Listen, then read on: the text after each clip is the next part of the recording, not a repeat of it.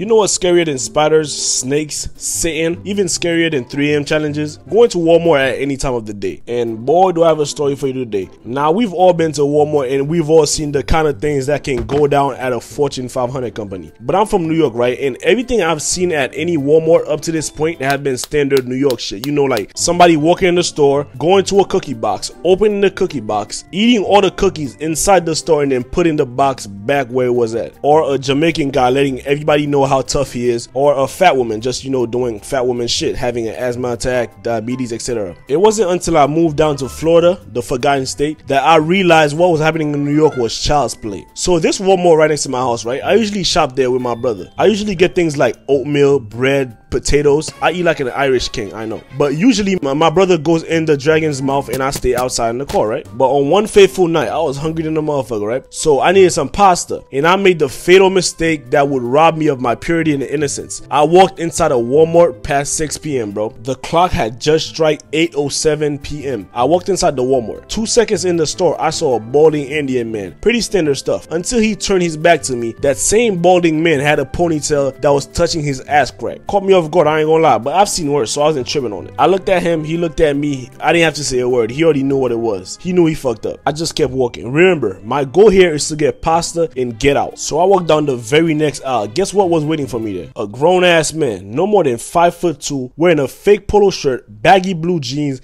and church shoes. Nigga looked like a tap dancing thug. So me not wanting to be rude, I hold my laugh in and I walk past him. So now he's behind me. All of a sudden I hear click, click, click. I'm like, oh shit, did this nigga about to tap dance for us? Like in the middle of Walmart, he about to give us a show? So I'm thinking he about to dance and then rob the store later, because remember, he's a tap dancing thug. He gonna give us a show and then rob the store. So I turn around, ready to clap my hands in appreciation, right?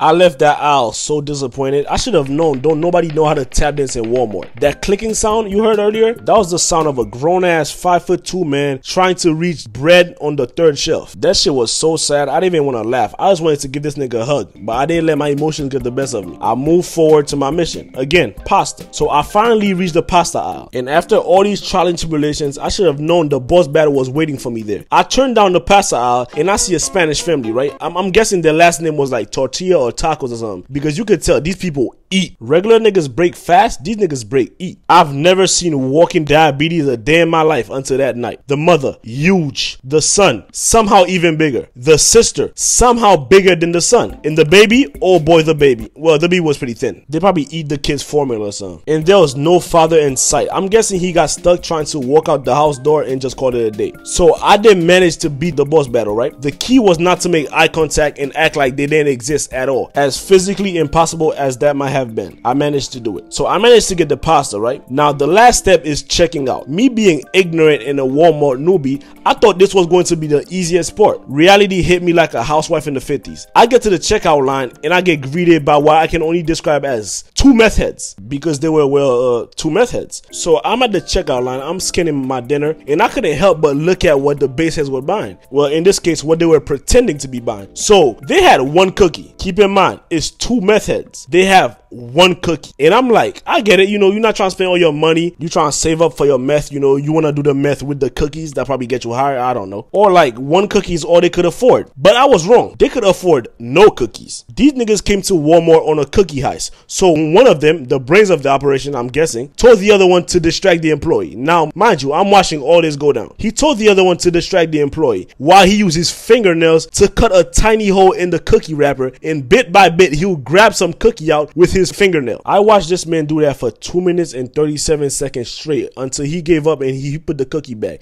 He realized he wasn't having any meth and cookies tonight. But I can't even lie, the night did end on a good note. When I got in my car to pull out, I saw the silhouette of a 5'2" man on the sidewalk eating bread, tap dancing his way home. I'm about to lace him right now, nigga, and take him straight to the track. I never let a bitch pimp me, trying to tell me what to do, but I'ma stay OG. First shot to be in only 32 days.